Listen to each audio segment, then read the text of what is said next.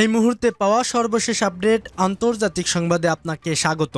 প্রথমেই জানিয়ে দিচ্ছি সংবাদ শিরোনাম। ভারতকে পূর্ণ শক্তিতে জবাব দিতে প্রস্তুত পাকিস্তান। এরপর থাকছে ইরানের পরমাণু কর্মসূচি নিয়ে বড় ঘোষণা। আরও থাকছে উত্তেজনা বাড়িয়ে পাকিস্তানের বন্দরে ভিড়ল তুরস্কের যুদ্ধজাহাজ, উদ্বিগ্ন ভারত। আরও জানিয়ে দিব হামাসের হাত থেকে মুক্তি পাওয়া জিম্মি ইসরায়েলে গিয়ে ধর্ষণের শিকার। এবং সর্বশেষ জানিয়ে দিব গাজা দখলের পরিকল্পনা ইসরায়েলের নিরাপত্তা সভায় অনুমোদিত। শুনছিলেন সংবাদ শিরোনাম, এখন বিস্তারিত। তবে তার আগে অনুরোধ থাকবে এই ভিডিওটিতে একটি লাইক এবং কমেন্টস করে জানিয়ে দিন কোন জেলা থেকে দেখছেন এবং শুনছেন।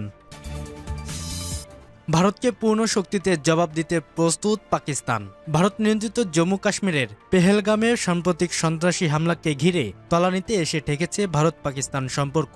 পাল্টাপাল্টি অভিযোগে পদক্ষেপ আর হুমকি ধমকিতে ক্রমেই বাড়ছে উত্তেজনা দুদেশের মধ্যে। কাশ্মীর সীমান্ত থেকে নিয়মিতই আসছে দুদেশের সেনাদের সংঘাতের খবর। এরই মধ্যে পাকিস্তানি গোয়েন্দা সূত্রের দাবি, যে কোনো সময় ভারত সামরিক আগ্রাসন শুরু করতে পারে বলে বিশ্বাসযোগ্য প্রমাণ আছে তাদের কাছে। আর এমনটা সত্যি ঘটলে পাকিস্তানও পূর্ণ শক্তি দিয়ে তার জবাব দেবে বলে হুঁশিয়ারি করেছেন রাশিয়ার নিযুক্ত দেশটির রাষ্ট্রদূত মোহাম্মদ খালিদ জামালি। সোমবার এক প্রতিবেদনে এ তথ্য জানিয়েছে দ্য এক্সপ্রেস ট্রিবিউন। প্রতিবেদন অনুযায়ী গত শনিবার রাশিয়ার রাষ্ট্রীয় টেলিভিশন RTA-তে দেওয়া এক সাক্ষাৎকারে খালিদ জামিল বলেন, পাকিস্তানের গোয়েন্দা সংস্থার কাছে প্রমাণ রয়েছে যে পাকিস্তানের বিরুদ্ধে সামরিক আগ্রাসন পরিচালনার পরিকল্পনা করছে ভারত। বেশ কিছু এমন নথিপত্র ফাঁস হয়েছে যা থেকে স্পষ্ট যে পাকিস্তানের কিছু নির্দিষ্ট অঞ্চলে হামলা চালানোর সিদ্ধান্ত নেওয়া হয়েছে। আমাদের মনে হয় এটা ঘটতে চলেছে এবং এটা আসন্ন।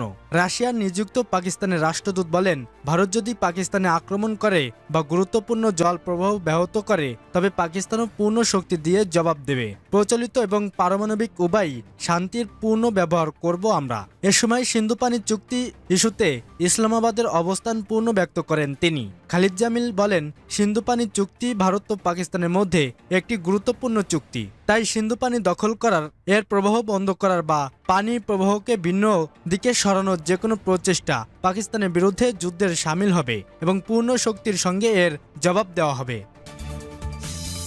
ইরানের পারমাণবিক কর্মসূচি নিয়ে বড় ঘোষণা। আন্তর্জাতিক আইন অনুযায়ী পরমাণু জ্বালানি চক্র পরিচালনার অধিকার রয়েছে। এ কথা পূর্ণ ব্যক্ত করে একটি বড় ঘোষণা দিয়েছে ইরান। ওমানে ইরান যুক্তরাষ্ট্র নির্ধারিত চতুর্থ দফার পরোক্ষ আলোচনা হঠাৎ স্থগিত হওয়ার পরই দেশটির এই অবস্থান জানায়। সম্প্রতি সামাজিক যোগাযোগ মাধ্যমে দেওয়া এক বিবৃতিতে ইরানের পররাষ্ট্রমন্ত্রী আব্বাস আরঘচি বলেন, পারমাণবিক অস্ত্র বিস্তার রোধে চুক্তিতে স্বাক্ষরকারী দেশ হিসেবে ইরানের পূর্ণ পারমাণবিক জ্বালানি চক্র পরিচালনার অধিকার রয়েছে। তিনি জোর দিয়ে বলেন, পরমাণু অস্ত্র উৎপাদন না করেও অনেক NPT স্বাক্ষরকারী দেশ ইউরেনিয়াম সমৃদ্ধ করে থাকে।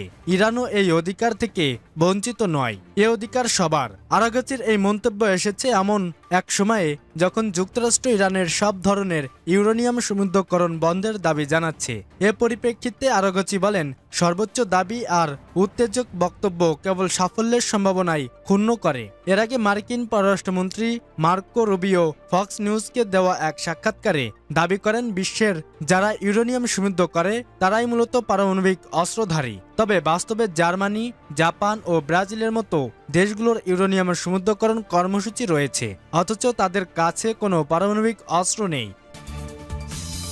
উত্তেজনা বাড়িয়ে পাকিস্তানের বন্দরে ভিড়ল তুরস্কের যুদ্ধজাহাজ, উদ্বিগ্ন ভারত। কাশ্মীরের পেহেলগামে গত 22 এপ্রিল সন্ত্রাসী হামলায় 26 জন পর্যটক নিহতের ঘটনায় ভারত পাকিস্তানের মধ্যে তুমুল উত্তেজনা বিরাজ করছে।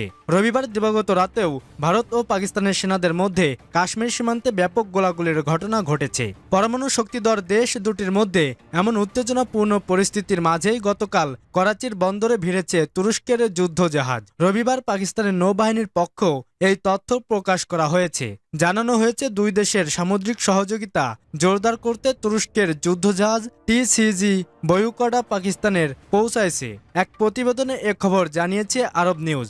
এদিকে এই ঘটনায় উদ্বিগ্ন ভারত বড় ষড়যন্ত্রের ইঙ্গিত পাচ্ছে বলে দাবি করেছে ভারতীয় গণমাধ্যম। বলা হয়েছে, ভারতের প্রত্যাঘাত সামাল দিতে বন্ধু দেশগুলোর সাহায্য চেয়েছে পাকিস্তান। তাদের বন্ধু তালিকায় সবার উপরে রয়েছে চীন ও তুরস্ক। সামরিক ক্ষেত্রে পাকিস্তানের অন্যতম বড় সাহায্যকারী দেশ তুরস্ক আগেও পাকিস্তানকে আগস্ট 90 B ক্লাস সাবমেরিনের আধুনিকরণ ড্রোন সহ অন্যান্য যুদ্ধাস্ত্র দিয়েছে তুরস্ক। এছাড়া প্রায় যৌথ মহড়ায় অংশ নেয় দুই দেশের সেনা। তবে এবার ভারতে যুদ্ধ পরিস্থিতির মাঝে তুরস্কের যুদ্ধজাহাজের করাচি আগমন মোটেই সহজভাবে দেখছে না ভারতের বিশেষজ্ঞ মহল। যদিও পাকিস্তানের নৌবাহিনীর দাবি, করাচিতে থাকাকালীন তুরস্কের যুদ্ধজাহাজ পাকিস্তানের নৌবাহিনীর সঙ্গে সামরিক ক্ষেত্রে নানা বিষয় নিয়ে আলোচনা করবে। এ সফরের লক্ষ্য দুই নৌবাহিনীর মধ্যে পারস্পরিক বোঝাপড়া বৃদ্ধি ও সামুদ্রিক সহযোগিতা বাড়ানো। তবে ভারতীয় বিশেষজ্ঞদের দাবি, বর্তমান পরিস্থিতিতে তুরস্কের যুদ্ধজাহাজের আগমন সাধারণ বিষয় নয়। হামাসের হাত থেকে মুক্তি পাওয়া জিম্মি ইসরায়েলে গিয়ে ধর্ষণের শিকার। 23 বছর বয়সী মিয়া শেম হামাসের হাত থেকে মুক্তি পাওয়ার পর তিনি নিজ দেশ ইসরায়েলে গিয়ে ধর্ষণের শিকার হয়েছেন। শেম অভিযোগ করেন, সুপরিচিত একজন ব্যক্তিগত প্রশিক্ষক ও সামাজিক যোগাযোগ মাধ্যমের ইনফ্লুয়েন্সার তাকে ধর্ষণ করেছেন। সংবাদ মাধ্যম টাইমস অব ইসরায়েলের এক প্রতিবেদন থেকে এ তথ্য জানা গেছে। প্রতিবেদনে বলা হয়, 2023 সালের 7 অক্টোবর ইসরায়েলে নোভা মিউজিক ফ্যাসিস্ট ভ্যালে হামাসের হামলার সময় তাকে জিম্মি করা হয়। আন্তর্জাতিক চাপ ও দেন দরবারের পর হামাসের হাত থেকে মুক্তি পান মিয়া শেম। কিন্তু দেশে ফেরার পর তার সঙ্গে যে যৌন নির্যাতনের ঘটনা ঘটেছে সে সম্পর্কে ইসরায়েলের চ্যালেঞ্জ 12কে বিস্তারিত বলছেন তিনি। মিয়া শেম একজন ফরাসি বংশোদ্ভূত ইসরায়েলি।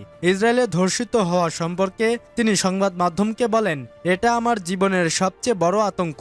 জিম্মি দশা থেকে মুক্তি পাওয়ার পর নিজ দেশে এই ঘটনা ঘটেছে আমার সঙ্গে, যেখানে আমার সবচেয়ে নিরাপদ থাকার কথা। মিয়া শেম জানান, তাকে ধর্ষণ করা হয়েছে গত মাসে। তারপর থেকে তিনি মানসিক যন্ত্রণায় কাতর। এই যন্ত্রণা কাটিয়ে ওঠার জন্য চেষ্টা করছেন। তিনি বলেন, আমি এই কাহিনী বলতে এসেছি।